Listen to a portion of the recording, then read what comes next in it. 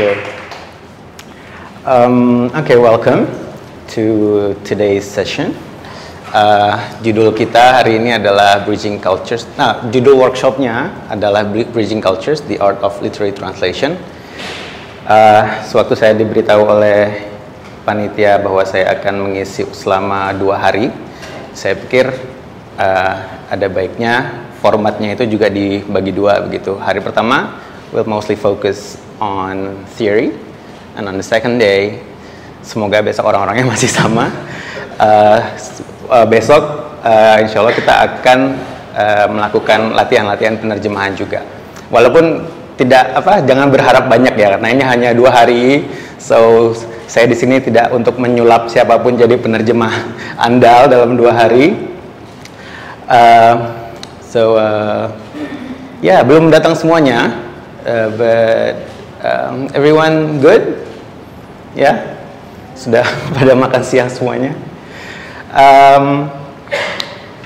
Saya senang dengan setting ini karena terasa lebih intimate gitu ya. Waktu saya dikasih tahu bahwa pesertanya juga nggak akan terlalu banyak, paling sekitar 20 sampai 30 begitu. Saya pikir wah asik nih, suasananya bakal intimate, terus pembahasannya juga bisa lebih lebih intensif kalau kita nanti TikTok gitu. Yang datang juga bisa berkontribusi ke workshop ini. Mungkin untuk memulai, walaupun belum datang semuanya, saya pengen kenal sama semua yang sudah datang di sini, mumpung tidak terlalu banyak, biar saya juga nggak terlalu nervous ya. Mungkin bisa dimulai dari masnya. Ini nama, profesi, dan apakah sudah pernah menerjemahkan atau memang berprofesi sebagai penerjemah? Selamat siang semuanya. Nama saya Rian Alfian, panggil saya Rian. Profesi saya penerjemah kebetulan, tapi memang tidak. Oh, terima kasih. Perlu diulang. Nama saya Rian. Profesi saya penerjemah, meskipun tidak khusus ke penerjemahan sastra, tapi kurang lebih saya tertarik untuk mengetahui lebih lanjut tentang bagaimana penerjemahan sastra itu sangat spesifik begitu ya, dalam rangka menerjemahkan budaya dari teks sumber ke teks sasaran itu dari sini. Terima kasih. Selamat siang, saya Immanuel Widianto, biasa dipanggil Yogi. Saya tertarik sekali untuk acaranya Bapak Sendiri ini karena ya saya juga penerjemah ya. Pernah menerjemahkan tapi belum pernah menerjemahkan fiksi sama sekali, dan saya sangat tertarik sih untuk belajar dari cara menerjemahkan fiksi atau literary translation, karena saya sendiri merasa saat saya menerjemahkan masih agak kaku dan imajinasi saya itu masih kadang kurang luas gitu. Jadi ya pengen belajar tips dan triknya gitu, kiat-kiatnya sih. Terima kasih. Selamat siang, saya Lucia, saya penerjemah juga. Saya ingin ikut ini karena saya baru menerjemahkan beberapa novel, tapi untuk karya sastra sendiri saya ingin belajar lebih. Saya juga baru 3 novel kok.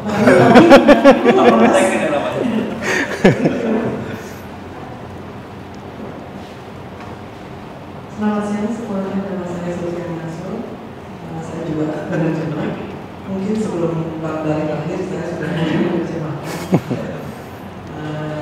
Pada umumnya belakangan ini saya lebih sering menerjemahkan non-fiksi. Tapi pernah juga mungkin menerjemahkan 1-2 judul fiksi dan terjemah. Terima kasih. Halo, selamat siang semuanya. Nama saya Adriansyah. Saya bukan penerjemah, saya cuma mahasiswa dan ingin belajar tentang gimana sih cara menerjemahkan suatu karya dan membawa budayanya ke dalam bahasa kita. Kuliah di mana, Mas? Di UIN Sastra Indonesia. Oke. Terima kasih. Halo, Susi. Ya, Alam Timur, penerjemah lagi. Saya menerjemahkan, kalau saya menerjemahkan dokumen, tapi saya banyak baca apa itu dan sastra, yaitu tentang belajar hal baru. Terima kasih.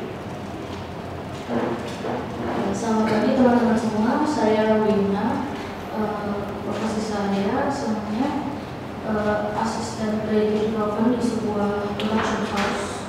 Jadi terkadang saya juga translate dari Indonesia ke Inggris untuk klien untuk mungkin materi pitching atau segala macam. Biasanya dalam bentuk sinopsis maupun script film atau series. Cuma saya masih ngerasa aduh kok nuansnya masih kurang, lalu kayaknya masih kurang, jadi saya mau belajar lebih banyak. Terima kasih. Terima kasih. Selamat siang semuanya. Nama saya Steve, saya penerjemah. Dan mungkin kalau terkait sama sastra, belakangan baru mulai terlibat untuk menerjemahkan buku anak. Terima kasih.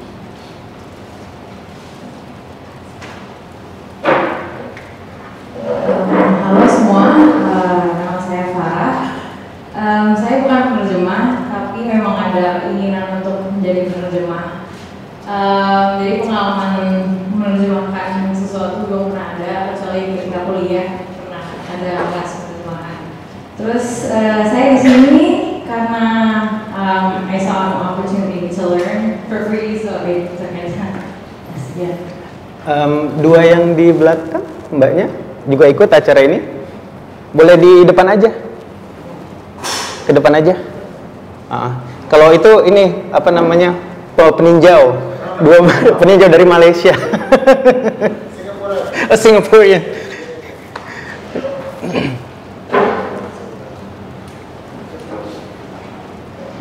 Monggo. Oke, selamat siang semuanya. Saya Cynthia Putri. Sebenarnya saya juga nggak tahu kalau ini ada workshop begini. Saya mahasiswa, juga bukan penerjemah. Tapi karena ada workshop yang menarik, jadi saya berpikir mungkin ini bisa jadi penambahan wawasan untuk saya. Terima kasih. Terima kasih semua, saya Lita. Saya belum penerjemah, tapi saya mahasiswa sastra Inggris dan ada kelas penerjemah juga. Jadi saya kebetulan pas kesini ada workshop ini, jadi tertarik ikut untuk belajar lebih jauh tentang penerjemah. Terima kasih. Terima kasih. Ya, jadi ini komposisinya menarik ya. Ada yang sudah lama jadi penerjemah, ada yang belum pernah menerjemahkan sama sekali, ada yang menerjemahkan tapi tidak punya latar sastra, gitu. Komposisi ini besok mungkin bisa kita manfaatkan di latihan penerjemahan. Jadi nanti yang penerjemah digabung dengan yang bukan penerjemah untuk nyoba menerjemahkan sesuatu gitu besok ya. Oke, giliran saya lah. Saya mau memperkenalkan diri, menambah yang sudah disampaikan oleh moderator. Saya Dalih Sembiring. Saya bisa dibilang seorang penerjemah karena sudah menerjemahkan selama lebih dari 17 tahun. Menerjemahkan berbagai macam teks. Jadi sastra itu malah yang paling bisa dibilang yang paling sedikit saya terjemahkan, mungkin yang paling sedikit. Kecuali kalau kita memasukkan naskah film begitu ya. Karena saya juga menganggap itu juga mengandung teks yang sastrawi, dialog-dialog itu. Gitu. Kemudian saya juga pernah menjadi wartawan. Saya pernah jadi kontributor di Jakarta Post, kemudian jadi wartawan features desk di Jakarta Globe, sebelum akhirnya jadi kontributor lagi. Kemudian saya juga bisa disebut bisa dibilang penulis juga, walaupun mungkin tulisan-tulisan saya tidak terlalu dikenal ya. Cerpen-cerpen saya pernah dimuat di Horizon, Jurnal Cerita Pendek Indonesia, Jakarta Post, kemudian alhamdulillah tahun lalu dan tahun ini apa ya? Itu 3 karya saya dimuat di Asymptote, 2 untuk karya saya sendiri yang diterjemahkan oleh orang lain, kemudian karya terjemahan saya untuk penulis Jogja namanya Bang Raudal Tanjung Banua, itu juga dimuat di Asymptote. Kemudian mungkin cukup itu saja dulu dari saya. Jadi untuk memulai sesi ini, I'm gonna take you back, all the way back to the beginning. Kayak cerita sedikit. Waktu saya kecil dulu, sekitar usia 7-8 tahun gitu, almarhum papa saya mengajak saya ke rumah temannya, yang di rumah temannya itu di bagian belakangnya itu ada gedung begitu. Kemudian kami naik ke bagian atas yang di sana itu ada semacam teras rooftop. Nah kemudian di teras rooftop itu papa sama saya itu memandangi langit malam karena kebetulan waktu itu cukup cerah begitu ya. Kemudian saya nggak tahu terdorong dari mana, tiba-tiba saya nanya ke papa saya, "Pak, kenapa bintang itu disebut bintang?" Saya bilang begitu. Kemudian papa agak terkejut gitu ya, anak umur 7-8 tahun kok nanyanya begini begitu. Kenapa bintang disebut bintang? Nah, tapi papa sendiri kemudian dia punya caranya sendiri untuk menjawab.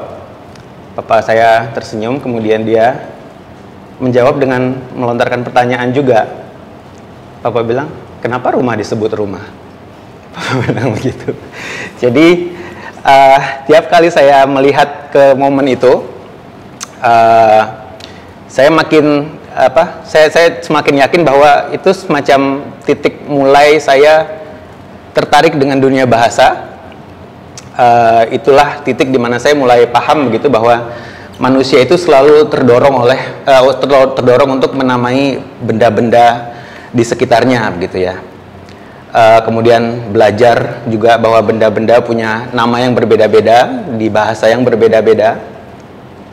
Saya sendiri tumbuh di keluarga yang bilingual, bukan Inggris Indonesia. Keluarga saya itu keluarga Batak Karo, Sumatera Utara. Jadi di rumah itu papa sama mama itu selalu berbahasa Karo, walaupun mama saya bukan Batak Karo, mama saya Mandailing, tetapi fasih berbahasa Karo, dan saya sudah terbiasa dengan hal itu sejak kecil. Keluarga yang berbahasa Karo, di luar berbahasa Indonesia, kemudian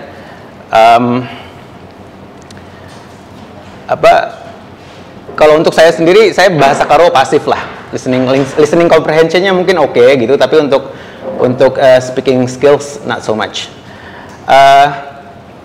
Kemudian seiring waktu saya pun belajar bahwa bintang tidak hanya disebut bintang, baik itu di dalam bahasa Indonesia ataupun bahasa Karo, tapi ia punya nama-nama lain dalam bahasa-bahasa lain. Bahkan satu bintang bisa punya banyak nama.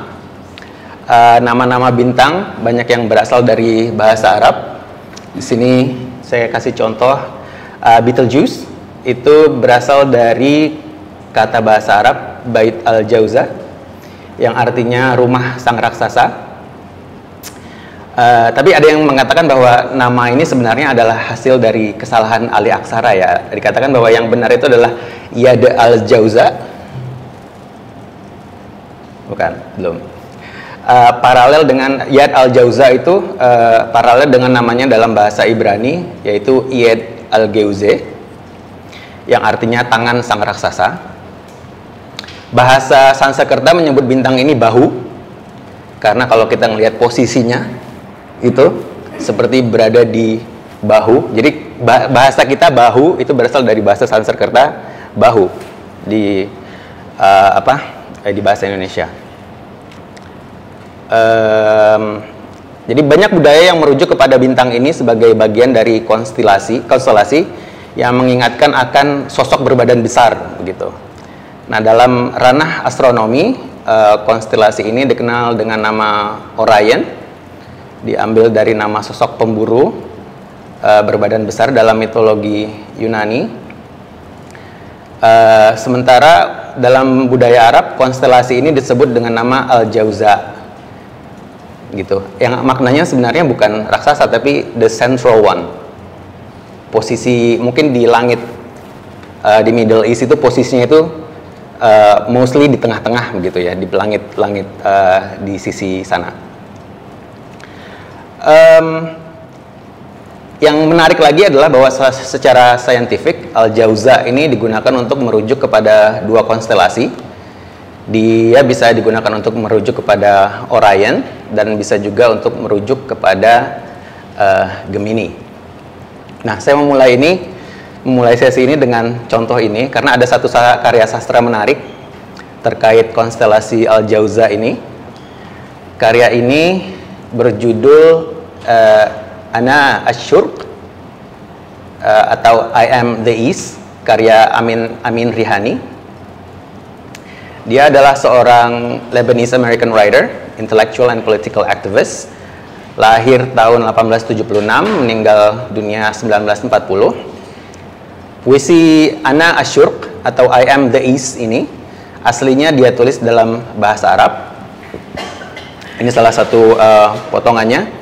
Inna awalul qafilat nafsi li'attasil bil jauza. Kemudian Amin Rihani sendirilah yang menerjemahkannya ke dalam bahasa Inggris, atau mungkin lebih tepatnya dia menulis ulang puisinya ini ke dalam bahasa Inggris. Dan dalam versi bahasa Inggris yang dia tulis, Amin Rihani menggunakan padanan Orion, meskipun seperti tadi saya sebutkan, Al-Jauza itu bisa merujuk kepada Orion, bisa merujuk kepada Gemini. Untuk membuktikan bahwa Al-Jauza ini merujuk kepada kedua konstelasi tersebut, saya memasukkan potongan puisi ini ke Google Translate dan juga ke DeepL. Dan yang menarik adalah keduanya menunjukkan hasil yang berbeda. Jadi Google Translate menggunakan padanan Gemini, kemudian sementara DeepL menggunakan padanan Orion. Ya, ini screenshot ya, saya nggak menulis ulang, jadi benar-benar itu ini saya screenshot langsung dari Google Translate dan DeepL. Keduanya menggunakan padanan yang berbeda, satu menggunakan Gemini, satu menggunakan Orion. Ya, maka menjadi makin menarik lagi kalau kita berandai-andai, apa jadinya kalau Amin Rihani tidak pernah menulis ulang puisi ini? Apa jadinya kalau Amin Rihani tidak pernah menerjemahkan atau menulis ulang puisi ini, kemudian ada orang lain yang berusaha menerjemahkannya ke dalam bahasa Inggris? Apakah penerjemah tersebut akan kesulitan untuk menentukan apakah ia harus memadankan Al-Jauza dengan Gemini ataukah dengan Orion? Kalau dia memilih salah satu, apa pertimbangannya? Gitu ya. Apabila penerjemah tersebut juga berlatar belakang Lebanon atau Arab secara umum, apakah dia juga akan memilih Orion karena secara kultural konstelasi ini lebih signifikan? Kemudian pertanyaan lain adalah, apakah sebaliknya kalau penerjemahnya berlatar belakang dunia barat, apakah kemudian dia akan memilih padanan Gemini? Kalau iya, apa pertimbangannya? Begitu. Nah, urusan penerjemahan sastrawi ini tidak pernah lepas dari perkara cultural significance atau cultural relevance. Kenapa penulis atau pengarang memilih ungkapan yang satu dan bukan yang lainnya? Dan jika ungkapan tersebut diterjemahkan, pemilihan padanannya lantas mempertimbangkan significance bagi siapa? Apakah bagi penulisnya? Ataukah bagi pembacanya? Begitu ya. Jika kita memilih padanan yang culturally significant bagi author, misalnya, argumentasi seperti apa yang bisa disajikan di balik pilihan tersebut? Begitu juga sebaliknya, jika kita memilih padanan yang culturally relevant bagi pembaca dari bahasa target, argumentasi apa yang bisa menguatkan pilihan tersebut? Kita bisa melihatnya kira-kira seperti ini. Ini apa ya buatan saya aja lah, kira-kira mungkin begini begitu. Saya melihatnya begini, pengarang atau penulis atau penyair begitu dipengaruhi oleh budaya dalam menghasilkan karya, dan ketika menerjemahkan karyanya, penerjemah mempertimbangkan bagaimana para pembaca yang dipengaruhi oleh budaya mereka sendiri akan menerima hasil terjemahan. Berhasil atau tidaknya hasil terjemahan diterima itu tergantung dari berhasil atau tidaknya penerjemah menjalankan tugasnya. Nah, dalam menjalankan tugasnya tersebut, penerjemah sendiri tidak bisa lepas dari pengaruh budaya sumber maupun budaya target. Jadi dia berada di tengah-tengahnya. Dia dipengaruhi oleh budayanya sendiri, dia juga harus memperhatikan budaya target pembaca yang akan menerima hasil terjemahannya tersebut. Besar kecilnya pengaruh budaya sumber maupun budaya target terhadap penerjemah tergantung dari keterpaparan atau exposure penerjemah terhadap keduanya. Jadi untuk saat ini mungkin yang penerjemah bisa bertanya pada diri sendiri, ketika saya menerjemahkan karya, di mana saya sudah berdiri untuk menerjemahkan karya tersebut? Apakah saya cenderung lebih banyak dipengaruhi oleh budaya saya sendiri, ataukah saya bisa menempatkan diri di budaya penerima teks terjemahan ini nantinya, begitu. Nah, melihat bagian ini, kita bisa mengajukan berbagai pertanyaan lagi. Misalnya, apakah budaya pembaca atau budaya target memang sama sekali tidak beririsan dengan karya sumber? Gitu. Misalnya ketika kita menerjemahkan karya sastra yang memuat istilah-istilah teknologi, apakah istilah-istilah tersebut, soalnya kita kan banyak pakai bahasa luar untuk teknologi kita gitu, kita sebut HP, handphone, kemudian kita sebut apalah power bank gitu kan. Nah, apakah ketika menerjemahkan karya sastra yang memuat istilah-istilah teknologi begitu, apakah istilah-istilah tersebut akan dipertahankan apa adanya dalam bahasa aslinya, saking tidak familiarnya misalnya kita dengan istilah dari luar itu, ataukah sekedar diserap dengan sedikit penyesuaian, ataukah akan dicarikan padanan yang khas dalam bahasa target. Sebagai contoh, dalam novel 1984 karya George Orwell ada disebut satu teknologi yang dinamakan telescreen. Telescreen ini merupakan two-way video device yang difungsikan sebagai alat keamanan. Dan pada masa naskah novel ini ditulis, 1984 ini ditulis, alat ini masih berupa suatu angan-angan ya, sesuatu yang futuristik begitu. Jadi dia cuma mengada-ngadakan istilah ini. Meskipun pada saat itu penyebutan telescreen itu sudah ditemukan dalam beberapa karya science fiction.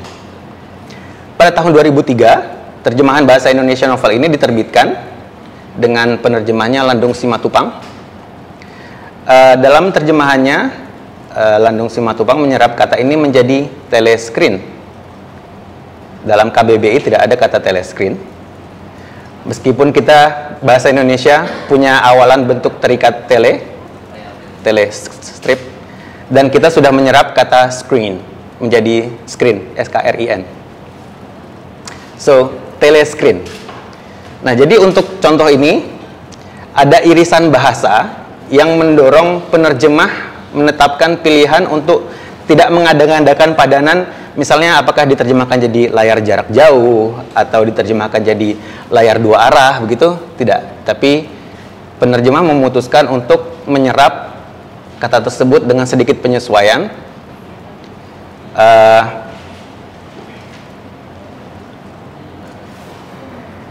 Ya, di sini tidak dimiringkan juga gitu kan, tidak telescreen kemudian dimiringkan, tapi telescreen dengan harapan, bukan dengan harapan, mungkin dengan pertimbangan bahwa karena kata ini nantinya akan terus-menerus muncul, pembaca setidaknya akan mencari tahu, kalau memang tidak tahu apa arti tele dan screen, kemudian jadi terbiasa gitu. Karena kan kalau misalnya dia pakai padanan layar jarak jauh, layar dua arah, itu jadi mengganggu pembacaan, kepanjangan gitu. Supaya pertimbangannya mungkin seperti itu.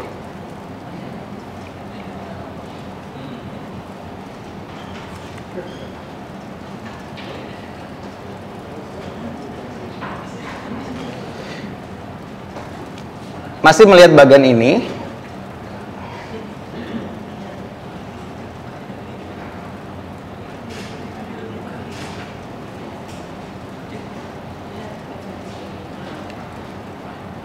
nah kita tadi sudah ada begitu banyak pertanyaan ya tentang apakah penerjemah benar-benar berdiri di tengah kedua budaya, apakah dia dipengaruhi oleh kedua budaya secara seimbang begitu. Dengan contoh terjemahan, potongan terjemahan ini, apakah mungkin penulis novelnya sendiri sudah dipengaruhi oleh budaya yang beragam karena misalnya dia well traveled begitu ya. Ada banyak pertanyaan lain lah yang bisa muncul, bisa ditarik di sini. Tapi mungkin karena keterbatasan waktu bisa jadi bahan diskusi di workshop berikutnya. Jakten November. Yang jelas the obvious thing dari semua pertanyaan ini, dari semua pertanyaan yang mungkin muncul nantinya, semuanya ini, semua pertanyaan berikut upaya untuk menjawabnya ini pada awalnya itu semuanya ditimpakan kepada penerjemah. Pada awalnya semua beban ini tuh ditimpakan kepada penerjemah. Penerjemahlah yang diharapkan bisa membaca semua kemungkinan yang ada, barulah nanti beban itu ikut dipikul oleh editor dan penerbit, begitu kalau memang hasil terjemahannya akan diterbitkan. Kemudian kita lanjut ke contoh utama untuk sesi hari ini. Ini sebenarnya apa ya?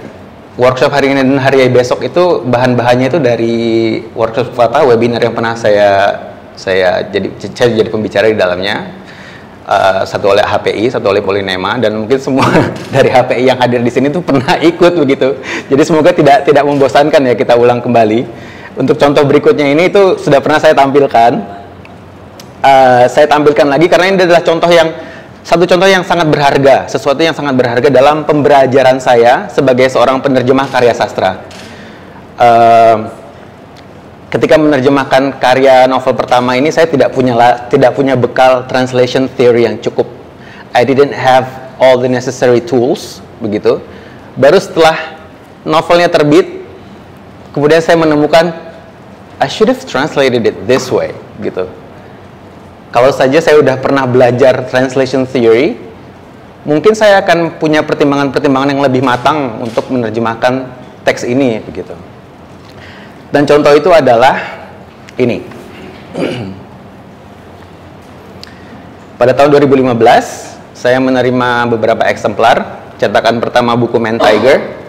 Ini novel pertama yang saya terjemahkan. Nah, ketika saya membaca ini, baru sampai di paragraf pertama, itu saya udah kaget gitu. Ini saya bacakan versi aslinya.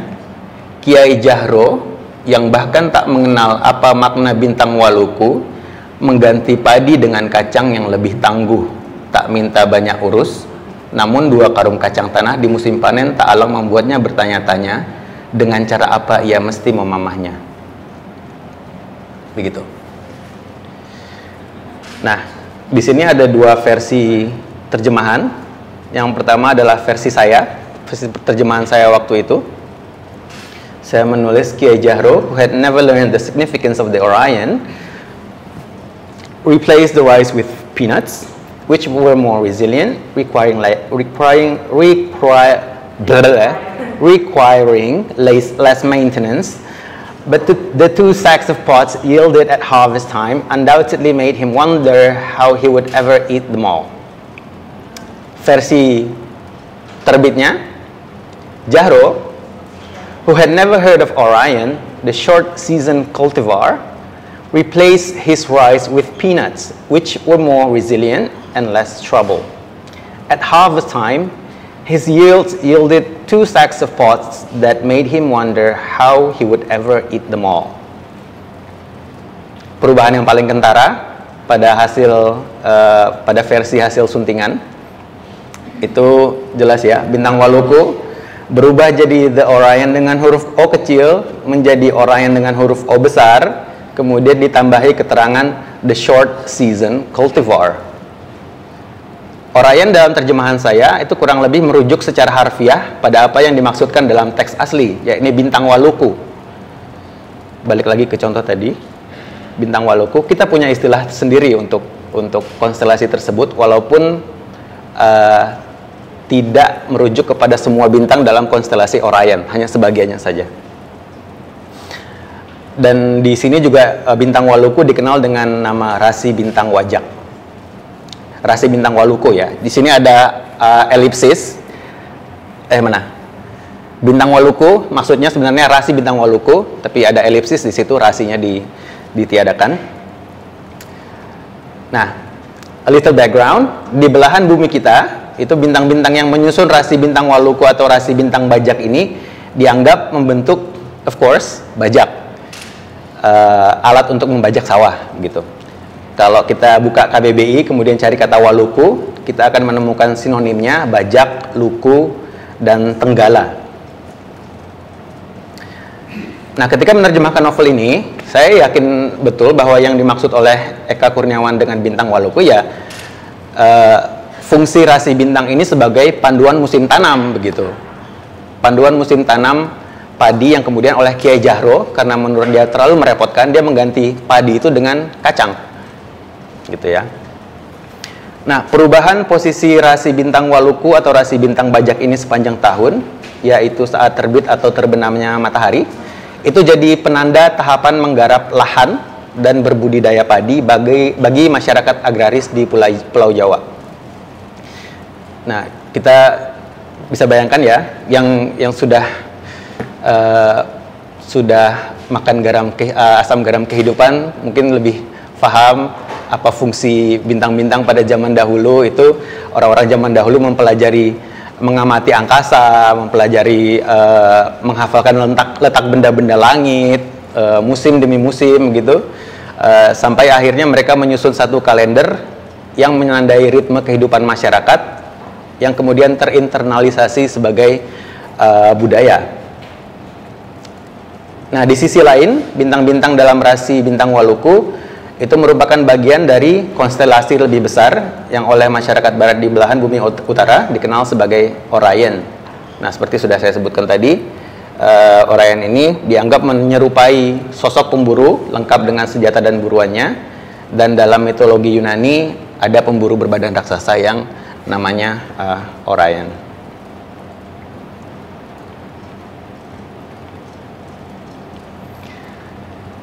Nah, dalam versi suntingan editor untuk Man Tiger, Orion diberi huruf besar itu signifier untuk satu jenis padi, dan ini diperjelas lewat keterangan tambahan short season cultivar, varian padi yang bisa lekas dipanen. Kalau di Google varian ini memang ada, varian padi ini memang ada. Tapi kalau buat yang penerjemah lah, kalau yang familiar dengan konsep formal equivalence dan dynamic equivalence-nya Eugene Aida, ada yang familiar? Nanti kita bahas sedikit lah.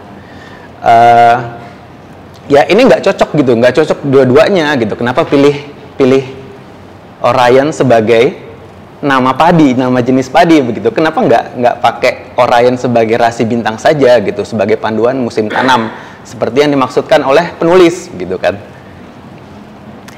Jadi ini bukan formal equivalence karena message-nya sudah beda. Kemudian dia juga bukan dynamic equivalence karena efeknya juga sudah beda begitu. Efek yang timbul dalam benak pembaca Man Tiger ini juga sudah beda. Nah, dalam wawancara saya dengan Eka lewat Instagram Live, buat yang tertarik, rekamannya masih ada di Instagram saya. Saya sempat nanya gitu, saya sempat nanya perihal perubahan ini, dan sesuai dugaan saya, menurut Eka strategi domestication lah yang sepertinya diambil oleh editor, karena fungsi rasi Bintang Waluku sebagai panduan musim tanam itu tidak dikenal oleh masyarakat berbahasa Inggris yang menjadi target pemasaran buku Man Tiger. Saya sendiri menyayangkan penerapan strategi ini karena saya merasa bahwa dengan mempertahankan makna Orion sebagai rasi bintang, pembaca akan setidaknya bertanya-tanya gitu. Syukur-syukur lantas tergerak untuk nyari tahu di Google kayak diapain kayak gitu ya. Mencari tahu kenapa di sini ada rasi bintang yang menandai musim tanam.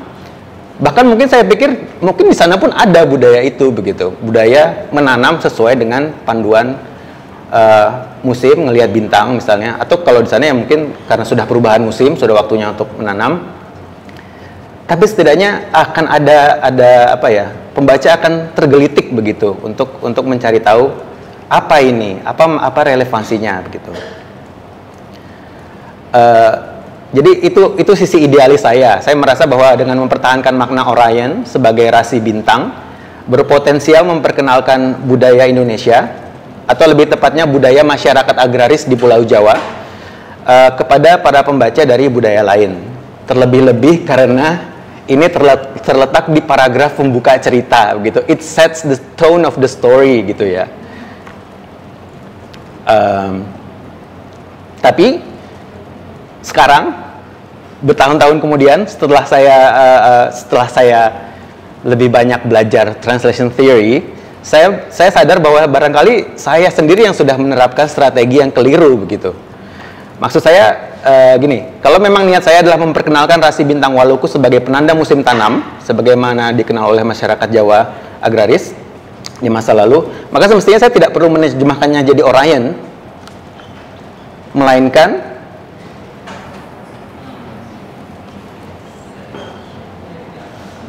kalau memang harapan saya adalah agar pembaca mencari tahu apa maksud di balik penyebutan rasi bintang ini dalam cerita, maka saya semestinya menyajikan aja gitu nama aslinya supaya pembaca nantinya cari tahu sendiri dengan menggunakan kata kunci yang lebih tepat gitu.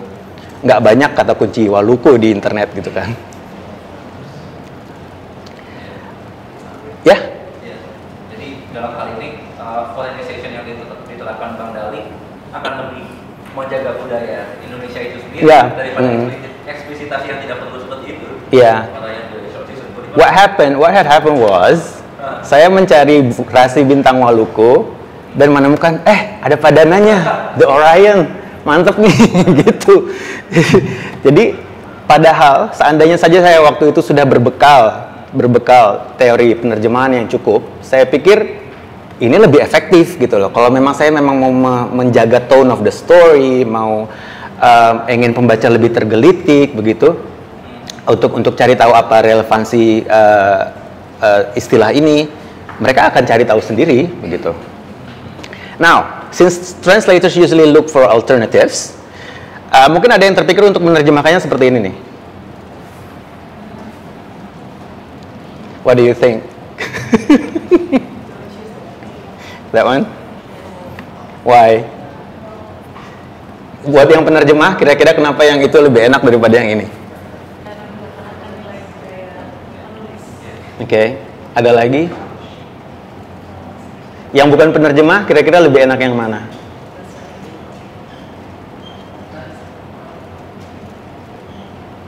That one? Oke, yang ini enggak ya? Karena saya juga menganggap ini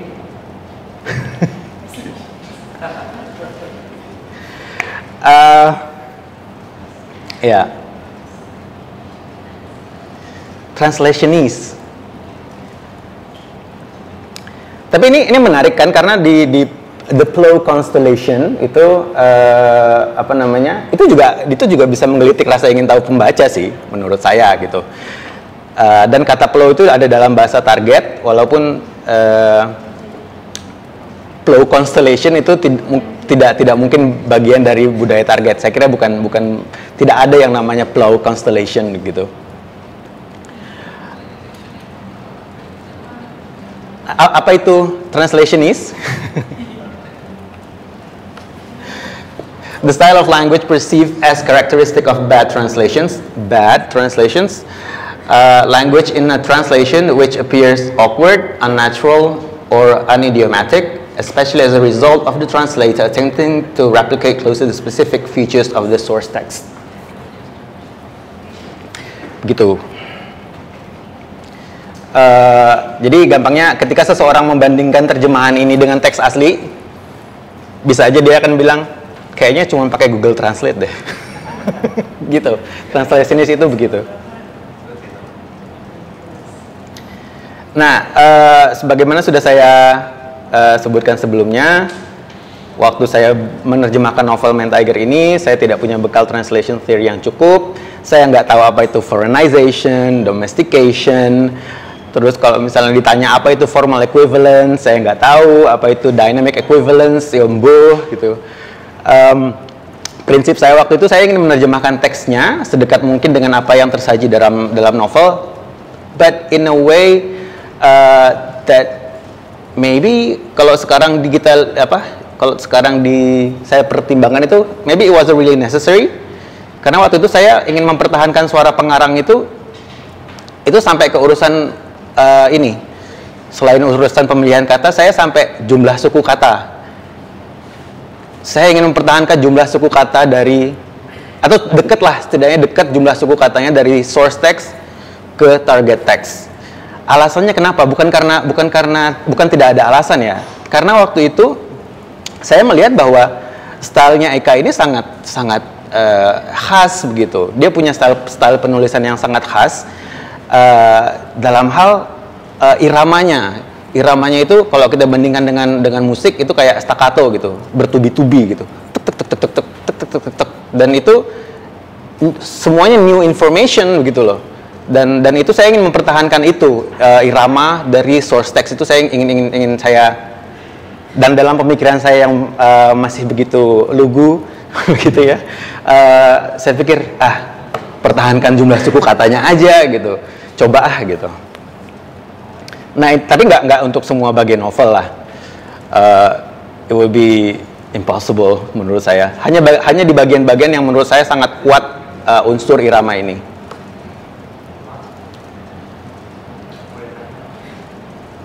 Nah ya.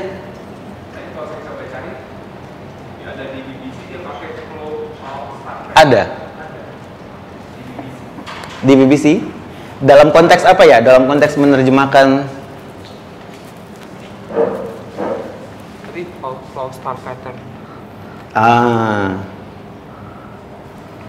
Dalam konteks dia melihat ini di beberapa budaya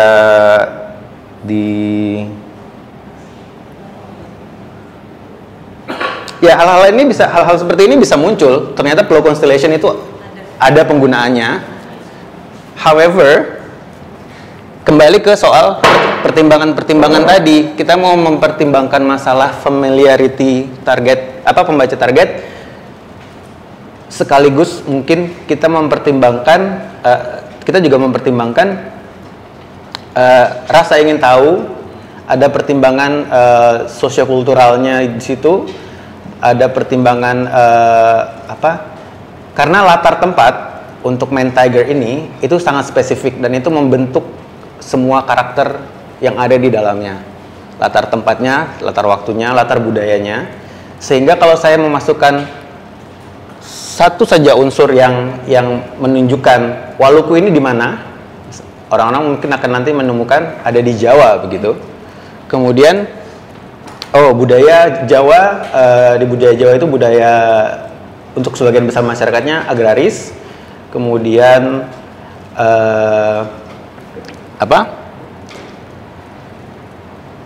ya it sparks curiosity gitu dan karena di dalam novel itu juga bukan hasil dari editingnya, soundingannya editor, banyak kata-kata dalam bahasa Indonesia itu yang juga dipertahankan begitu. Surau, kemudian nama-nama beberapa tanaman, gelar-gelar orang, itu ada yang dipertahankan. Kiai, apalagi ma di sini tuh kayak gelar penghormatan begitu. Ya itulah. Jadi saya pikir selama tidak melulu seperti itu, tidak terus-terusan istilah-istilah asing ini disodorkan ke pembaca, saya kira ya justru itu akan menambah keunikan karya itu sendiri, sekaligus yang pernah belajar creative writing, ada hook juga menurut saya di situ. Ini kan paragraf pembuka, ada hook ada hook dalam karya yang membuat pembaca lebih tersedot ke dalam karya itu, seperti itu. Walaupun nanti ya untuk Mas siapa tadi, Steve, kalau misalnya diberikan teks yang ada rasi bintang Waluku, bisa aja kalau misalnya pertimbangan Mas Steve adalah ini pilihan yang menarik nih gitu, tapi siap-siap untuk mempertanggungjawabkannya gitu kan. Semua hasil karya penerjemah itu kan nanti kan harus dipertanggungjawabkan. Argumentasi apa sih yang kita punya ketika kita mempertahankan ketika kita membuat pilihan kata,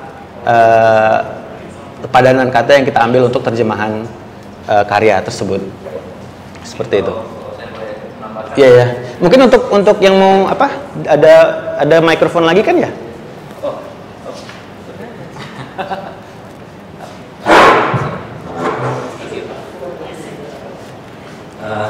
kalau saya mau menambahkan, mungkin yang disampaikan Mas bisa love constellation bisa saja dipakai gitu. Tapi soal keberterimaan itu menurut saya, karena kalau dalam budaya Barat kayaknya Orion itu lebih umum sebagai hunter gitu. Itu dalam constellation terlibat love dan bajak atau waruku itu dipakai dalam budaya Nusantara, dalam budaya Indonesia. Dan sekali lagi menurut saya menarik yang tadi dikatakan oleh Bang Dali soal kita mencoba mempertahankan budaya kita sendiri gitu. Seperti kenapa di Blade Fashion yang domestication itu jatuh aja gitu, nggak ada kiai jatuhnya gitu. Menurut saya sangat disayangkan gitu, karena it's an important part of the translation where we can preserve the original culture of the source text gitu. Menurut saya sangat disayangkan aja. Apa sih kita kehilangan apa ya, unsur budaya yang seharusnya bisa dipertahankan gitu. Yeah, I'm actually about to get there. Jadi di contoh di slide ini kita balik kini dulu lah. Jadi itu ya Mas Steve, kita bisa lanjut ya. Ini kita tadi bahas soal irama dari karya novel ini. Dan waktu itu upaya saya dalam mempertahankan bentuk dan irama untuk dicontoh ini mungkin paling jelas terlihat dari keengganan saya begitu untuk memecah satu kalimat panjang ini jadi dua. Itu satu kalimat, di sini dua kalimat. Itu. Saya ingin mempertahankan satu kalimat itu, tapi itu itu pilihan editor ya, bukan yang itu. Karena apa ya? Saya nggak berusaha untuk abai terhadap aturan penulisan dalam bahasa Inggris ya. Tapi di sini bisa gitu, bisa dilakukan. Tetapi budaya tulisnya di sana tidak begitu. Budaya tulis, budaya bacanya itu potong begitu. Kemudian komanya juga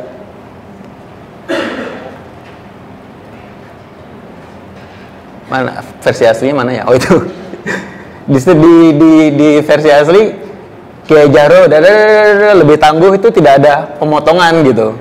Sementara di print version itu dikasih koma, Jahro peanuts koma resilient and less trouble. Ada budaya tulis yang menjadi panduan gitu ya.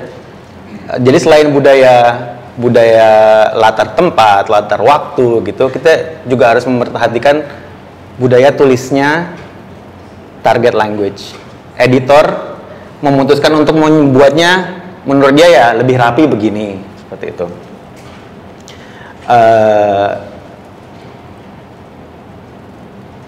Nah, contoh lain terkait budaya adalah bertahannya gelar kiai dalam terjemahan saya. Tapi kata ini beberapa kali hilang dalam versi cetak, tidak selalu hilang. Muncul di beberapa tempat itu tetap dipakai kata kiai. Nah, budaya target seolah menuntut hal ini karena mungkin masyarakatnya toh tidak familiar dengan penggunaan kiai sebagai gelar penghormatan, gelar yang sakral dalam masyarakat Islam tradisional di Jawa gitu. Tapi kalau di novel aslinya tidak pernah hilang sama sekali. Kiai Jahro selalu Kiai Jahro, tidak pernah Jahro. Selalu Kiai Jahro begitu. Dan ini ya pasti ada maksudnya begitu kan. Tapi ya ketidaktahuan editor akan kesakralan gelar kiai ini baik di masyarakat kita maupun dalam novel itu nanti bahkan makin kentara lagi ketika editor memberi keterangan tambahan bahwa kiai itu adalah a teacher of the Quran. Saya tidak pernah nambahin itu. Kiai disebutkan sebagai a teacher of the Quran. Masalahnya kiai itu tidak harus guru ngaji Al-Quran begitu. Dan dalam konteks novel ini, keterangan tambahan a teacher of the Quran itu jadi lebih aneh lagi karena sudah ada tokoh lain yang dalam novel yang disebut sebagai seorang guru mengaji gitu. aja Mas David, boleh? Ya. Kalau mau tanya, pada waktu pengeditan, Ya. apakah ada komunikasi dengan Tidak ada. Tidak ada. dengan pengarang? Tidak ada. Tidak ada sama sekali. Tidak ada. Mungkin karena begini, waktu itu proses pengerjaan novelnya itu 3 tahun, 3 atau 4 tahun. Dan prosesnya itu sudah begitu panjang, bolak-balik email, saya, Eka, Om Ben, saya, Eka, Om Ben gitu. Sehingga ketika mereka melihat hasil terjemahan akhir, mereka mungkin berpikir ya udah nggak butuh, kita udah nggak punya waktu lagi gitu untuk menerbitkan ini, dan editor langsung menerbitkan apa adanya. Dan spoiler alert, ini sering terjadi. Kenapa Amir?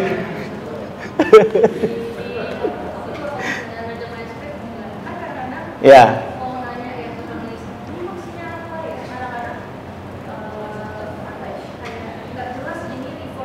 Ya.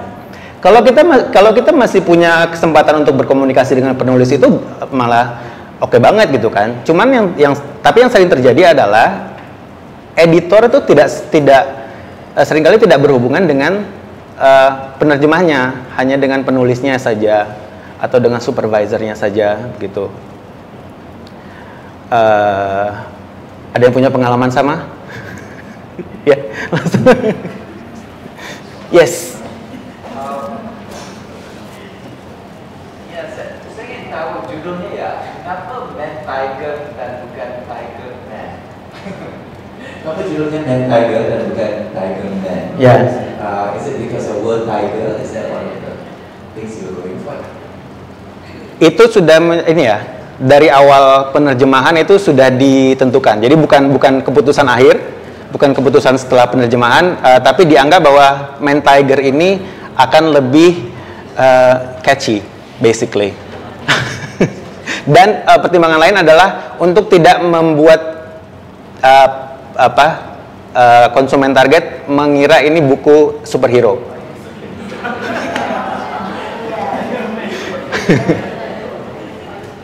Jadi ya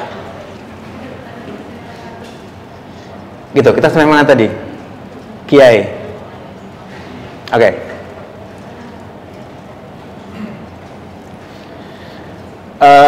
Ya, ini bagian tadi soal apa namanya? Kiai sendiri bahkan sampai diberi keterangan sang kiai sebagai bentuk penghormatan dan dengan huruf besar begitu ya. Sementara di situ diterjemahkan the kiai a teacher of the Quran, not necessarily, karena kiai bisa aja ya pemilik satu pesantren gede dan dia tidak terjun langsung untuk ngajarin santri-santri di situ. Kemudian Masoma who taught children how to read the Quran at the surau. Jadi di sini ada kayak malah berpotensi membingungkan pembaca target. Jadi sebenarnya apa istilah yang biasa dipakai oleh masyarakat Indonesia untuk orang yang mengajar Al-Qur'an gitu ya. Kemudian kita juga lihat masalah budaya tulis.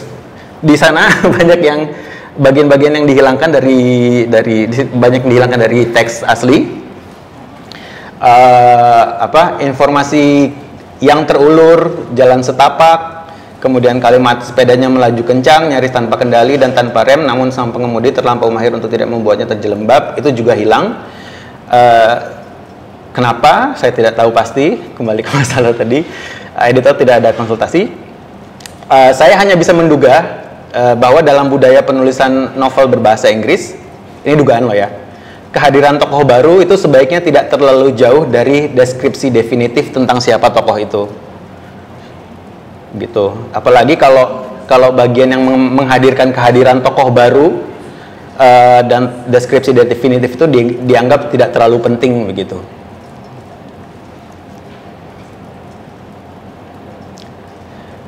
Ya, ini saya menuliskan di sini pada rentang waktu antara penyerahan hasil terjemahan dan terbitnya novel, saya tidak dilibatkan dalam proses editing. Walaupun ya proses penerjemahannya padahal intensif sekali begitu. Dalam setiap pekan itu pasti ada komunikasi antara saya, Eka atau Om Ben itu, Om Ben sebagai supervisor, Benedict Anderson. Ya. Nah, di sini kata kiai diberi penjelasan Tapi di bagian-bagian lain kata-kata asing ini tidak selalu menerima perlakuan serupa ya, tidak semuanya dijelaskan. Misalnya di contoh, cukup dimiringkan saja, innalillahi.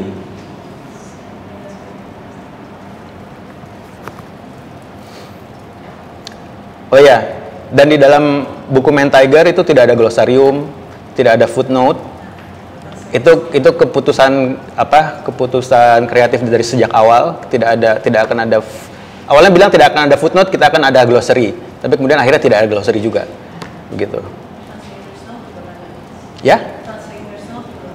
Nggak ada. Yeah, so what you read in the story is all you get to go on. Nah, kalaulah gitu ya, kata innalillahi hendak diberi keterangan gitu supaya pembaca target lebih paham, mungkin bisa dibuat seperti ini. Mungkin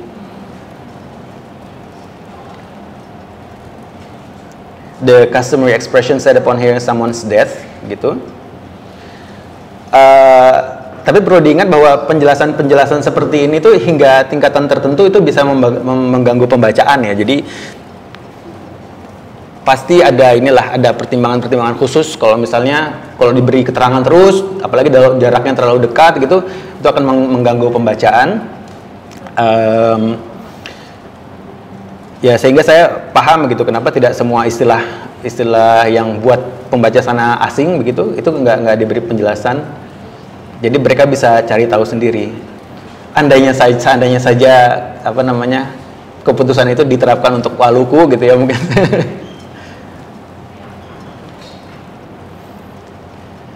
Nah, dari contoh-contoh di awal ini mungkin sudah terlihat ya kalau penerjemahan sastrawi atau lebih tepatnya komunikasi budaya dalam penerjemahan sastrawi itu ada berbagai tingkat kerumitan tersendiri.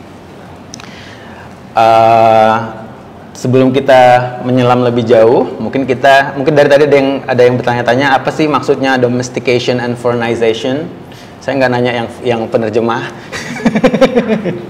yang bukan penerjemah atau yang penerjemah tapi bukan sastra. Ada yang tahu domestication and foreignization?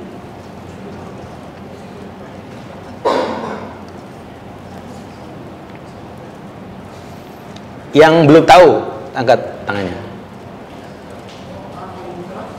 Yang belum tahu? Oke. Jadi kita beruntung ya, hari ini sudah banyak, bukan sudah banyak, ada beberapa penerjemah yang sudah lama malang melintang yang mungkin bisa memberi penjelasan apa itu domestication and foreignization. Mikrofonnya mungkin ada yang mau menjelaskan? Ya? Sorry? Ya, Lawrence Venuti. 2005? Ya.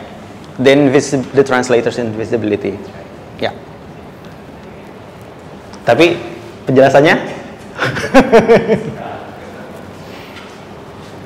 Oke. Selain masalah domestication, foreignization, ada pertanyaan, are these still relevant? Masalahnya adalah ilmu penerjemahan itu terus berkembang seiring dengan fakta bahwa bahasa itu juga terus berkembang begitu. Oke.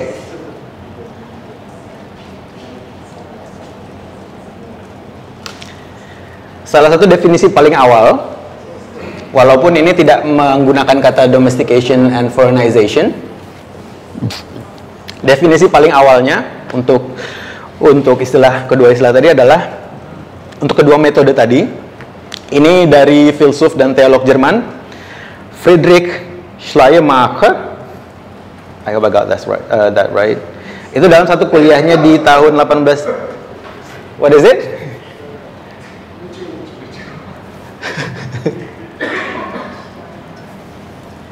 Ya, menurutnya hanya ada dua metode. Either the translator leaves the author in peace as much as possible and moves the reader towards him, or he leaves the reader in peace as much as possible and moves the author towards him. Jadi penerjemah sedapat mungkin mengabaikan pengarang dan fokus pada pemahaman pembaca, atau penerjemah sedapat mungkin mengabaikan pembaca dan fokus pada suara sang pengarang. Gitu. Kemudian yang kemudian memunculkan istilah domestication and foreignization. Dia merujuk kembali kata-kata Schleiermacher. Saya baca terjemahannya aja. Karena suatu terjemahan tidak mungkin betul-betul setara dengan teks asing atau teks sumber, penerjemah dapat memilih praktik domestication dengan mereduksi teks sumber sesuai pemahaman budaya pembaca, seolah-olah menjadikan penulis paham betul akan budaya target. Atau sebaliknya memilih praktik foreignization dengan menyimpang dari budaya pembaca demi mengakomodasi perbedaan linguistik dan budaya yang terdapat dalam teks sumber, seolah-olah berharap bahwa pembaca harus siap mempelajari dan merengkuh semua perbedaan tersebut. Begitu. Kalau apa ya, ada bahasa yang lebih gampang nggak ya? Saya sempat nyari juga. Kalau definisi di atas masih agak membingungkan.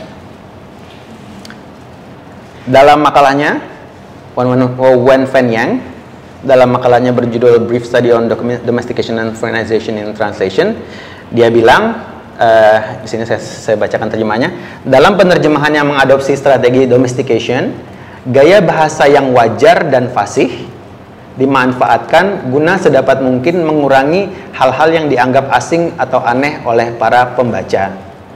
Hasil terjemahan tersebut oleh para pembaca hasil terjemahan tersebut dalam bahasa target. Jadi gaya bahasanya itu yang dipilih adalah yang wajar bagi pembaca, apa yang natural bagi pembaca. Sementara pada strategi foreignization ada aturan-aturan bahasa target yang dilanggar demi mempertahankan keunikan tertentu dari teks sumber dalam hasil terjemahan. Kalau kita mau balik lagi ke soal Plough Constellation atau Waloku Constellation, ini dia pertimbangannya.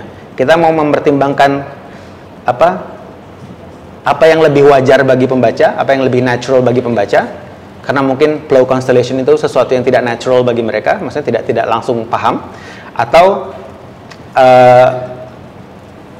ya sekalian aja gitu, kita munculkan istilah aslinya dalam bahasa aslinya, kemudian berharap pembaca sendirilah yang mencari tahu, karena kita memang mau mengakomodasi perbedaan-perbedaan, mempertahankan keunikan dari bahasa sumber, dari teks sumber.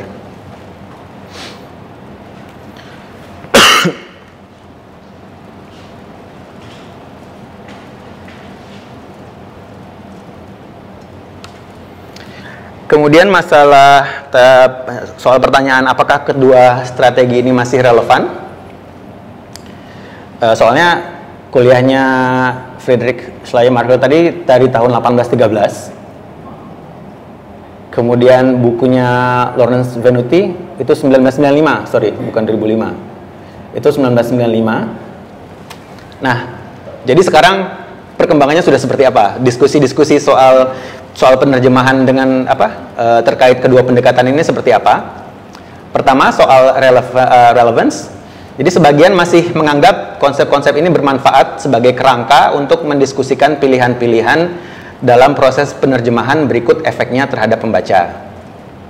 Kemudian bagi yang mengkritik kedua metode tersebut, mereka berpendapat bahwa oposisi biner ini terlalu sederhana begitu. Tidak menangkap kompleksitas proses penerjemahan itu sendiri, karena ada lebih banyak hal yang perlu dipertimbangkan ketimbang dua hal itu. Jadi mereka yang mengkritik bilang seperti itu. Kemudian ada pemahaman yang berkembang bahwa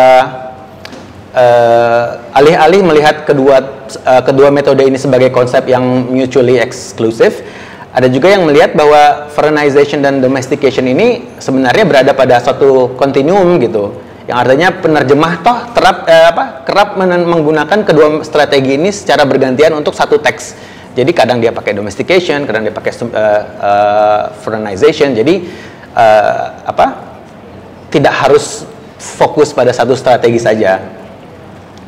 Nah, kemudian untuk pertimbangan budaya terkini, cultural consideration-nya, bahwa ketika dunia kita itu makin terhubung satu sama lain lewat teknologi, lewat berita, lewat medsos, platform hiburan, begitu. Semua ini bisa jadi sebenarnya semua hal tadi, teknologi dan segala macam itu sebenarnya sudah membuat pembaca itu lebih reseptif terhadap unsur-unsur asing. Jadi mereka tuh ya ngelihat yang asing, kalau nggak tahu, ya udah, aku cari aja dulu gitu. Sehingga kebutuhan akan strategi domestication itu makin lama makin terkikis. Walau mungkin tidak sepenuhnya hilang gitu ya. Kemudian mempertimbangkan genre dan tujuan. Maka kedua strategi ini, domestication dan foreignization ini, itu bisa bervariasi tergantung sama teks, tergantung sama audiensnya juga. Misalnya, kalau misalnya kita mau nerjemahin buku anak-anak nih, pasti yang lebih ditekankan adalah domestication, karena anak-anak kan cenderung ya belum terekspos terlalu banyak terhadap budaya lain. Misalnya, mereka harus disuguhi sesuatu yang lebih wajar bagi mereka, lebih natural dalam bahasa yang their first language begitu.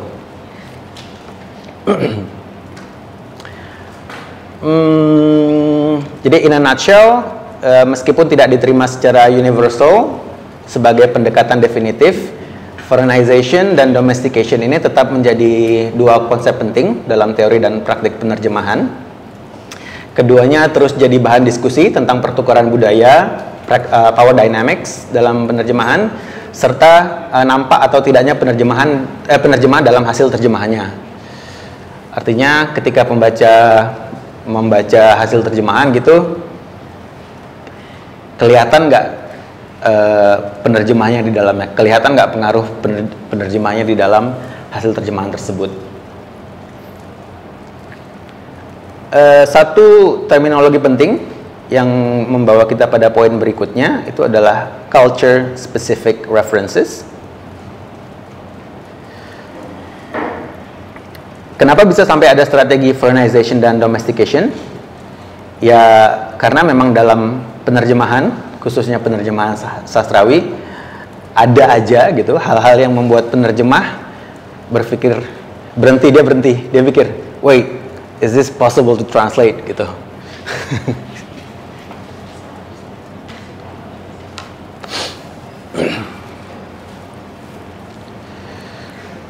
Jadi sebagaimana sudah saya sampaikan tadi, mengomunikasikan budaya dalam karya terjemahan itu menghadirkan berbagai tingkat kerumitannya tersendiri. Ada begitu banyak variabel ya dalam proses penerjemahan, yang itu nantinya menjadi penentu apakah komunikasi budaya itu berhasil atau kurang berhasil, diterima dengan baik atau justru kurang diapresiasi gitu. Buat yang mau materinya nanti bisa minta ke panitia kok, Mivi. Insya Allah 2 hari setelah acara nanti di-emailkan kalau mau. Ya. Nah, jadi kalau kita kumpulkan semua variabel tadi, semua kesulitan-kesulitan tadi, kira-kira inilah tantangan-tantangan dalam penerjemahan sastrawi yang sedikit banyak terkait dengan budaya. Culture specific expressions, misalnya apa aja, kayak yang udah disebutkan tadi, ada gelar kiai, atau misalnya ada nyai, ada tengku, ada daeng gitu kan ya, atau yang sering kita dengar lah. Saya kalau nerjemahin naskah film gitu, saya sering ketemu mbak, mas, kak, dek, itu diterjemahkan nggak gitu kan? Itu culturally specific di sini. Karena kalau di luar ya orang nggak ada bilang hey younger sister gitu kan, malah aneh kan. Jadi biasanya saya pertahankan aja gitu, mas, mbak, dek gitu, pak de, bude, mbah. Tetap aja saya biarin di situ dengan dimiringkan biasanya. Tapi tergantung ya, ini tergantung lagi strategi yang mau diterapkan ya. Bisa aja nanti diterjemahkan. Tapi kalau untuk melihat jenis teksnya, tujuan dan juga tujuan penerjemahannya itu dibiarkan. Kemudian ada lagi satu nih yang ikut di grup Bahtera tahu yang apa? baru-baru ini ada yang nanya gini, gelar The Godfather dalam novel atau dalam filmnya itu perlu diterjemahkan atau bisa diterjemahkan atau enggak? Ya kan, gelar The Godfather itu diterjemahkan atau enggak? Nah, kebanyakan yang merespon itu bilang tidak, gitu ya, karena itu culture specific. Walaupun ada contoh-contoh yang dia diterjemahkan, misalnya untuk konteks dunia kriminal, jadi sudah beda teks ya. Ini teks di luar sastra. Untuk dunia kriminal, The Godfather itu dipadankan dengan induk semang, begitu. Kemudian ada juga budaya di Mali, Afrika, yang mereka itu punya konsep yang mirip gitu dengan The Godfather. Itu mereka terjemahkan itu apa waktu itu ya? Terjemahannya ya? Ada istilahnya sendiri di bahasa Mali, di budaya Mali. Nah, kedua, ini masalah maintaining the original style and tone or voice of the author. Apakah bisa dipertahankan? The short answer is yes. It's possible, but it's not gonna be easy. Gitu. Kita akan mencoba untuk mengeksplorasi poin ini besok lewat latihan. Kita akan mencoba untuk menerjemahkan puisi. Not any of the poems, you know. Bukan juga puisi saya. Ini puisi dari seorang penulis muda dari Ambon. Ya, saya sempat dapat puisi ini waktu saya menerjemahkan satu naskah akademik tentang bagaimana penggunaan bahasa di kalangan anak muda di Ambon itu ditujukan untuk mempertahankan kedamaian di Ambon setelah konflik yang begitu lama. Jadi menarik banget. Jadi datang ya. Jadi besok datang lagi ya. Ketiga, tantangan mencari equivalence dari wordplay and tongue twisters. Terakhir, tantangan berupa dialects and slang. Nah, untuk menaklukkan berbagai kerumitan ini, ada dua strategi yang bisa diterapkan. Kita udah bahas dua ini. Foreignization and domestication. Kemudian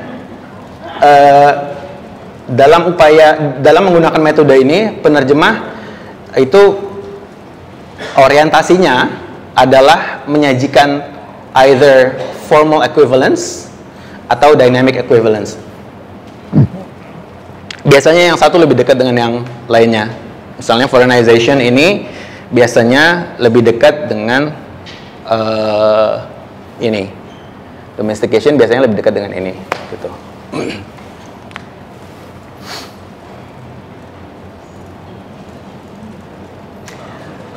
Yes. Kalau domestication yang lebih dekat ke dynamic berarti ya, karena kan efeknya itu ya yang dipertahankan. Karena kalau formal lebih Domestication kan ya? Lebih ke dynamic berarti ya. Ini dong ya yang lebih dekat sama ini.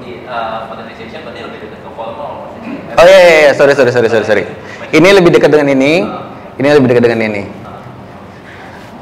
Pemosisiannya membuat saya bingung. Formal equivalence retain the message of the original text in both form and content. Yap, ini.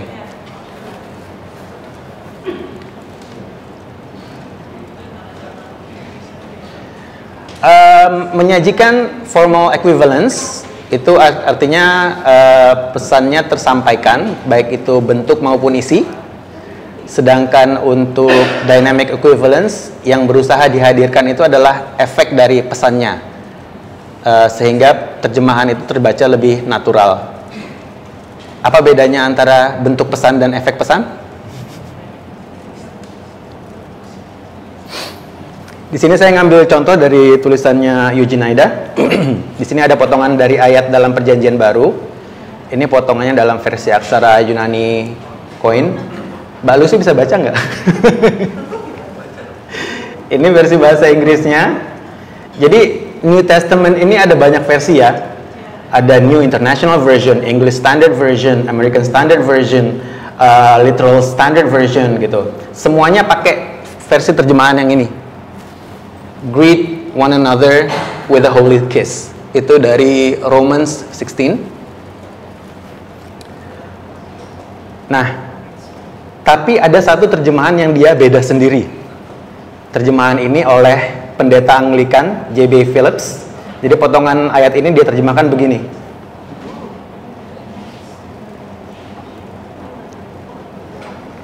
Ini beda sendiri dari semua terjemahan yang ada.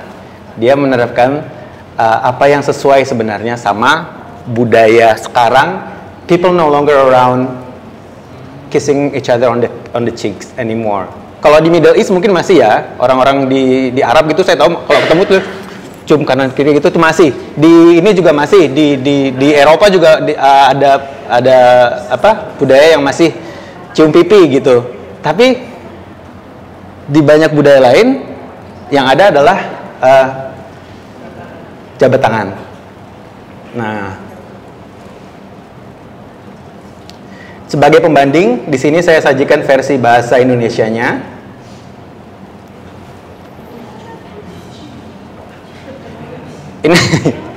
Ini versi terjemahan baru.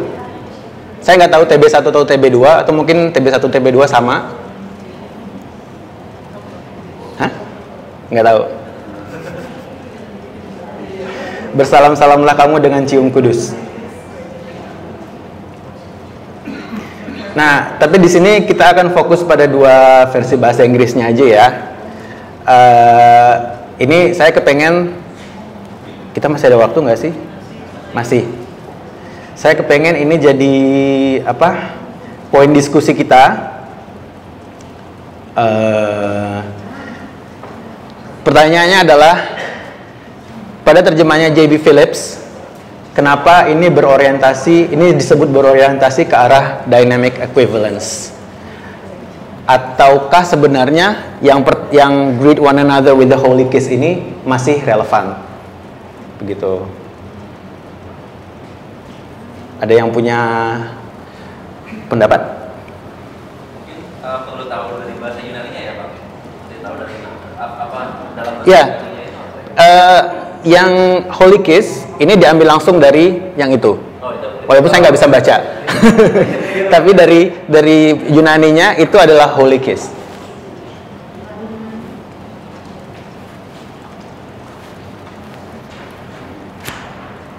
Kalau di Indonesia, kira-kira yang lebih cocok yang mana? Hearty handshake. Ya. Jadi apakah mungkin perlu ada TB3?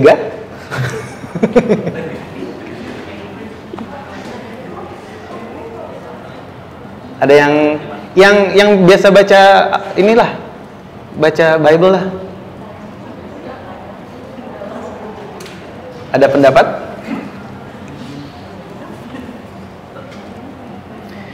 Oke. Saya juga sebenarnya tidak punya pendapat khusus terkait ini karena saya tidak apa namanya.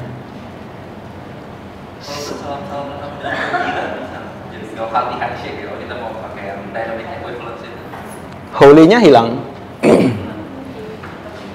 Hearty di sini saya kira masih retain a sense of holy di sini adalah with a good intention, gitu.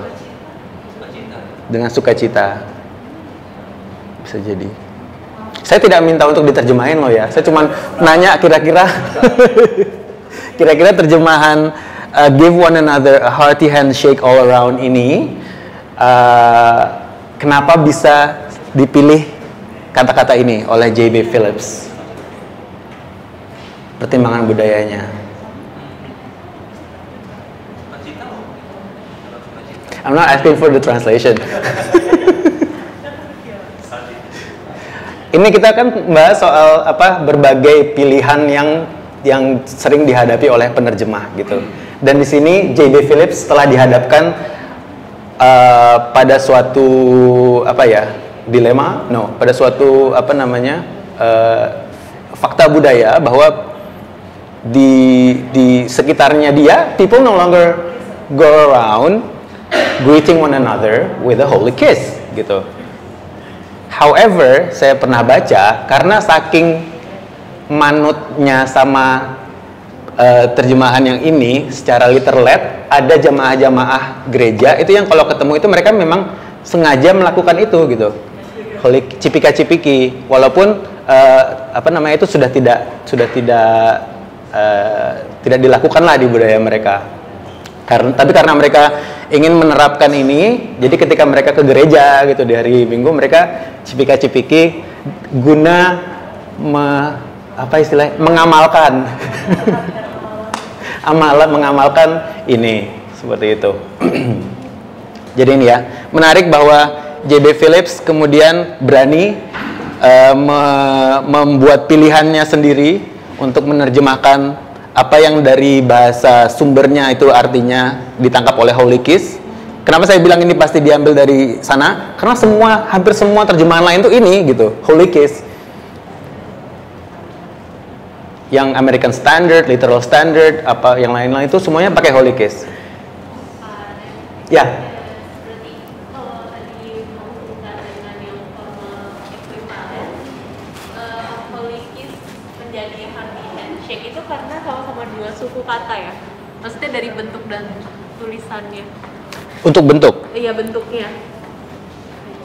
Oh. Untuk bentuk di sini mungkin bukan cuma masalah berapa jumlah suku kata atau apa, tapi pilihan adjektifnya sama noun-nya gitu. Di sini dipertahankan memang, di hearty handshake itu tetap ada. Ya kalau dia buat pilihan yang berbeda bukan berarti semuanya harus beda sampai kelas katanya pun beda, enggak. Tapi pemahamannya itu bisa berubah gitu, dari Holy Kiss ke hearty handshake itu adalah pilihan yang berani gitu, karena selama ini selalu dipahami sebagai Holy Kiss. Kalau kita balik lagi ke soal bentuk dan apa tadi?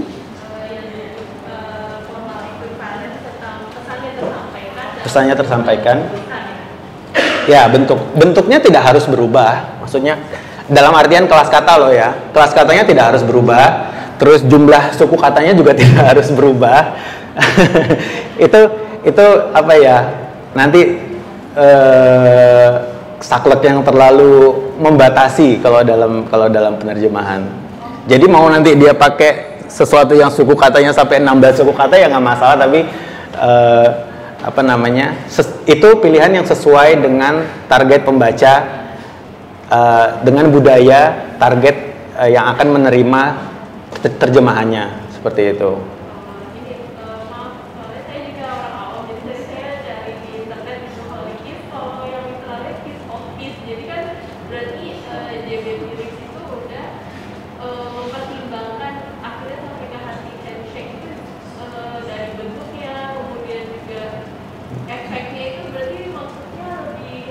Oke. Efek dari pesan. Kita ini aja deh, lupakan dulu kata bentuk. Pesannya apa dan efek pesannya apa?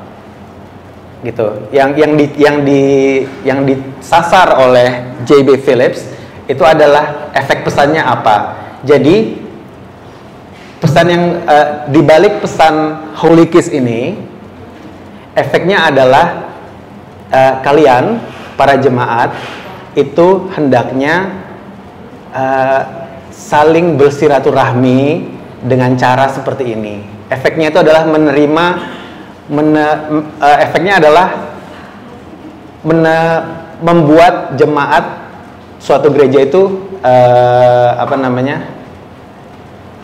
mengamalkan sesuatu yang membuat mereka dekat dengan cara ini. Efek pesannya itu.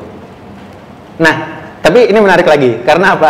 Karena in later years itu Eugene Nida akan menjauh dari dynamic equivalence, dan dia akan menyebutnya itu bukan dynamic equivalence lagi, tapi functional equivalence. Nah, fungsinya. Jadi fungsi dari teksnya itu adalah membuat orang-orang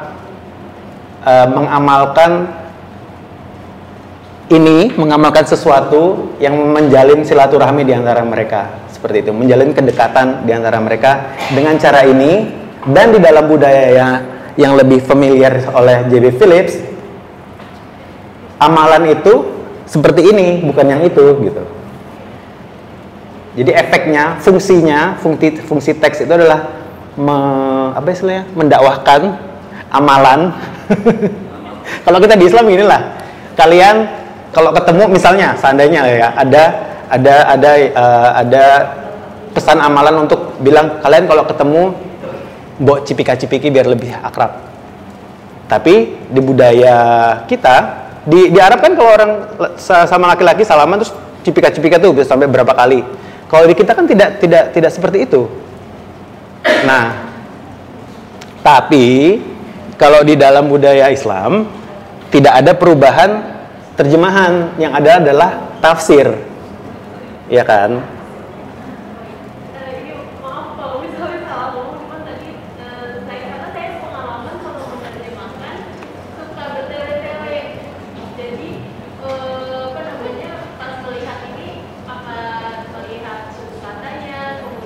Oh enggak, lupakan soal suku kata, itu tadi cuma sempat saya sebutkan di awal karena saya menerapkan itu. Makanya tadi juga apakah dengan menyesuaikan dengan pesannya tadi gitu, karena kalau ini kan rumus Alkitab, berarti kan kalau biasanya referensinya itu kan dari Thesaurus atau apa gitu. Kalau yang penerjemah karya sastra lebih banyak ke literatur gitu kan. Jadi makanya saya tadi bertanya-nya agak detail. Terima kasih penjelasan. Iya tidak Pak. Tapi setidaknya sudah nangkep ya maksud saya. Oke. Good. Karena seperti saya sampaikan di awal, saya tidak menjanjikan apa-apa dari workshop ini karena begitu singkatnya. Jadi gini aja lah, kalau misalnya nanti ada pertanyaan lanjutan boleh kontak saya. Mau mau kita ngobrol di luar atau kita connect lewat sosmed itu boleh. Sip. I think this is interesting if we can also apply dynamic equivalence, let's say to Quran translation, to make it with current knowledge. Is it feasible? Like now? Like now. Oh, kalau untuk terjemahan Al-Quran itu ya. Terjemahan Al-Quran juga banyak banget ya kan, ada yang versi Yusuf Ali, International Translation, apa segala macam. Saya hanya merasa saya tidak punya latar bahasa Arab yang kuat untuk berani membahas soal terjemahan Al-Quran itu. Terutama kalau kita aplikasikan metode-metode foreignization, domestication, formal equivalence, dynamic equivalence, dan semacamnya. Tapi saya bisa bilang kalau misalnya kita hubungkan ini dengan hadis misalnya, ketika dalam hadis menyarankan sesuatu yang itu terkait dengan kultur Arab, kita bisa mengambil pesan yang efeknya di sini itu kita terapkan, efeknya di sini itu kita letakkan pada amalan yang sesuai sama kultur di sini. Misalnya kita ya tidak terbiasa gitu dengan cipika-cipiki, tapi bersalam-salaman itu memang sudah biasa kita lakukan seperti itu. Jadi fungsi dari efek atau fungsi dari teksnya itu sampai, yaitu pertama memperkerat silaturahmi, dua dengan cara yang sesuai dengan budaya target seperti itu. Lebih ke penafsiran baru ketimbang terjemahan baru. Ya terjemahan baru yang menghasilkan yang pilihannya itu memperhatikan penafsiran budaya, penafsiran yang dipengaruhi oleh budaya si penerjemah, seperti itu.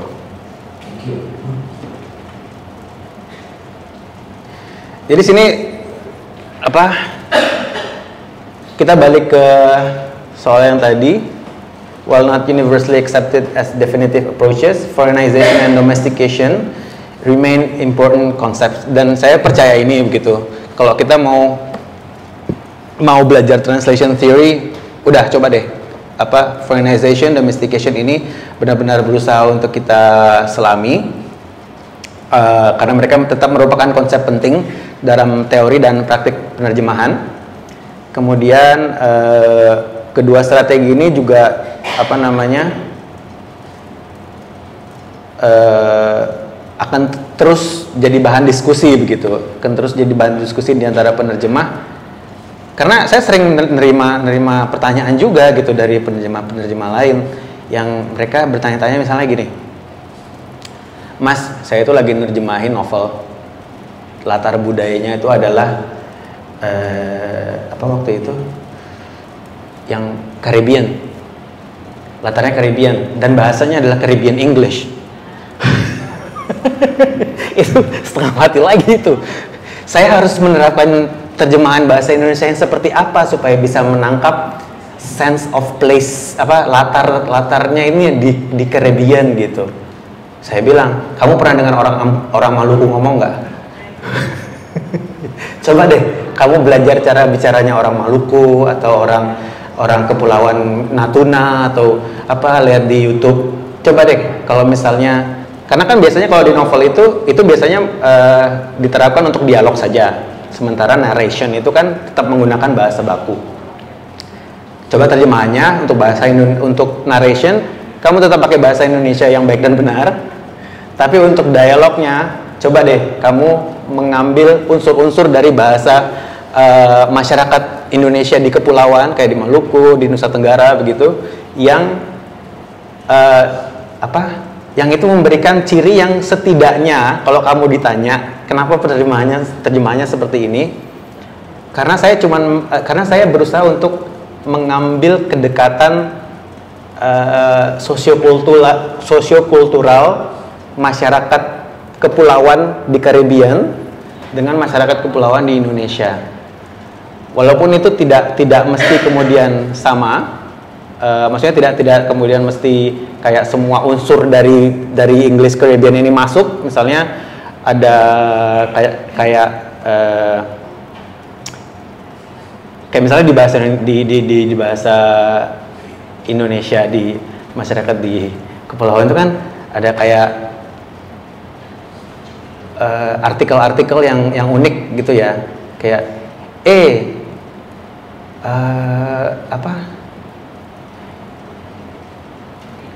saya nggak pahamnya bahasa Jawa deh, misalnya bojo ngono to gitu, to itu nggak ada. Kalau misalnya di bahasa kepulauan mungkin ada lagi ya gitu. Seperti kita kan sama bersaudara itu. Nah jangan begitu. Nah itu unsur-unsur itu yang kemudian kita bisa setidaknya sebagai penerjemah pilihan itu bisa ada pertanggungjawabannya begitu. Kenapa begitu? Karena saya berusaha menarik kesamaan sosiokultural antara masyarakat yang menggunakan Caribbean English dengan yang menggunakan bahasa Indonesia. Biasanya mereka nyebutnya Melayu kepulauan di Maluku begitu. Seperti itu ya.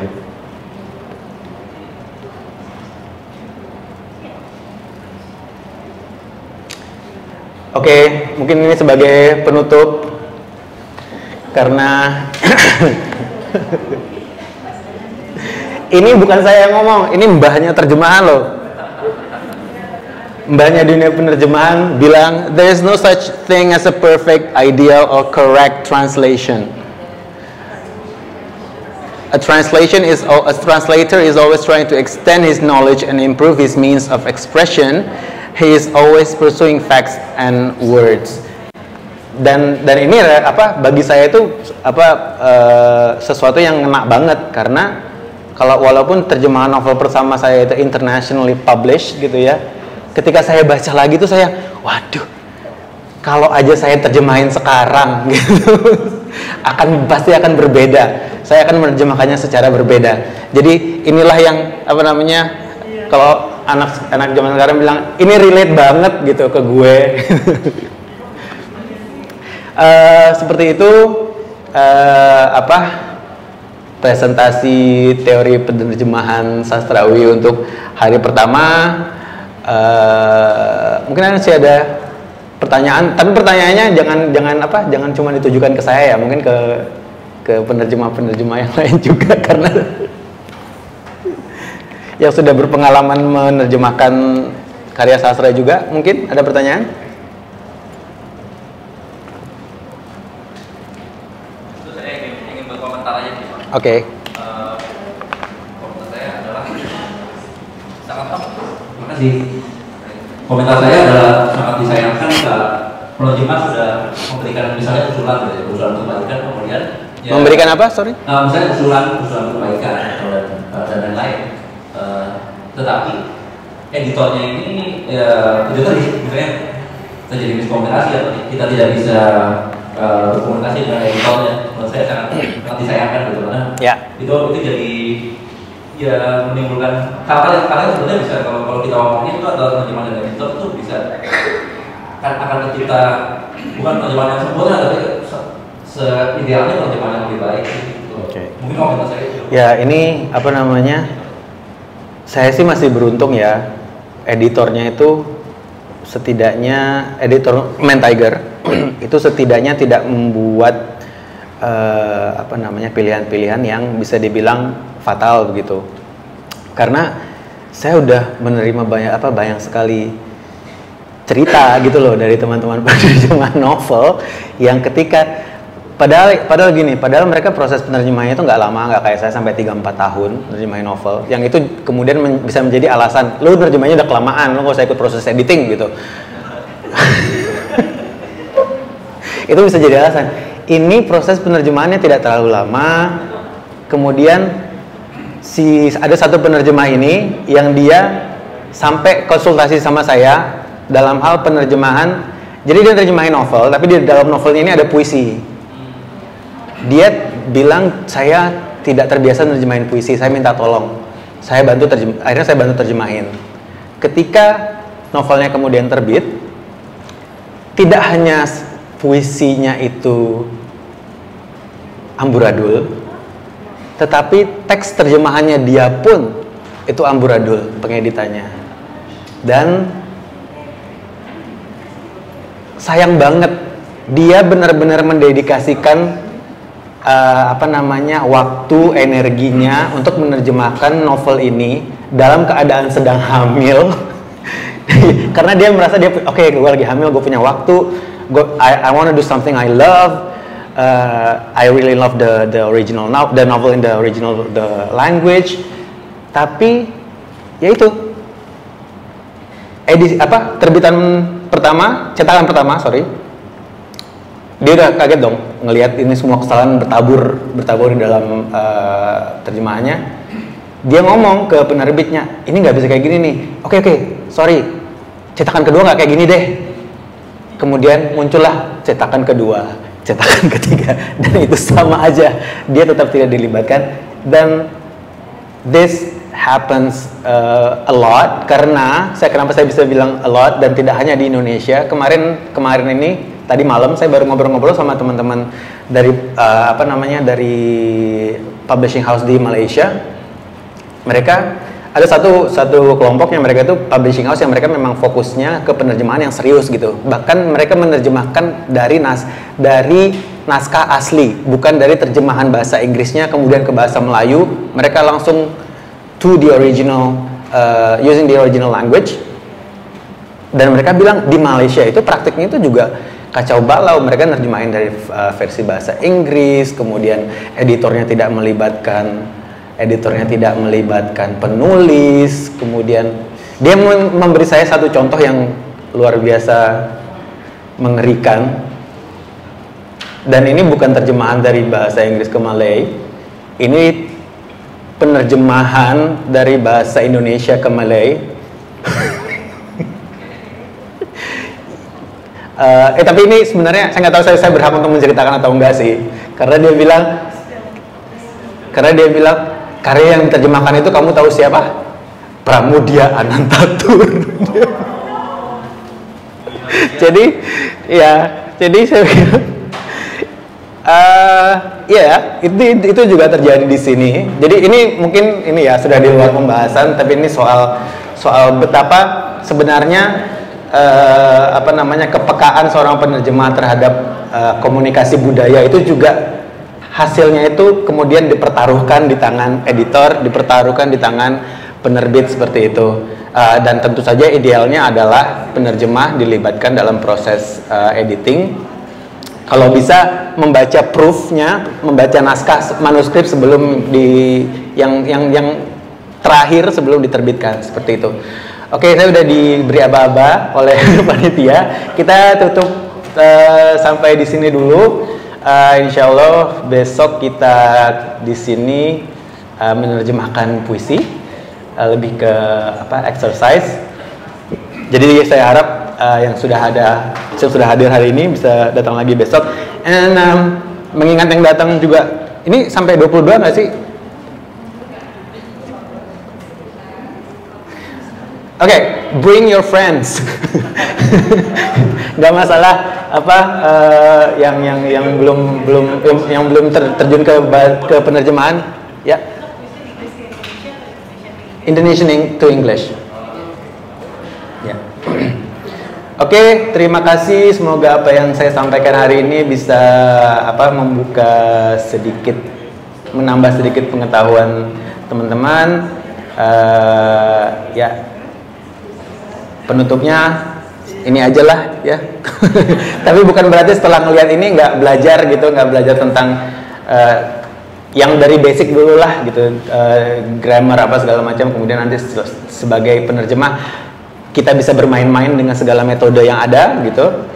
Setelah basicnya kuat, nanti bisa bermain-main dengan semua metode. Kemudian setelah menerjemahkan bisa mempertanggungjawabkan hasil penerjemahan yang berhasil mengomunikasikan budaya secara secara efektif.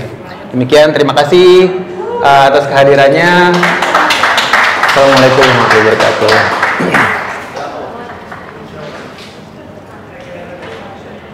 On behalf of Jakarta Content Week, we would like to thank the speakers and participants for attending this session. After these sessions, there will be another sessions downstairs at the Jakarta YOC that still related with translating and writing. So if you guys are interested, you could go downstairs to the Jakarta YOC.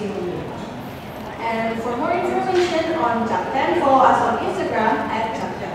See you!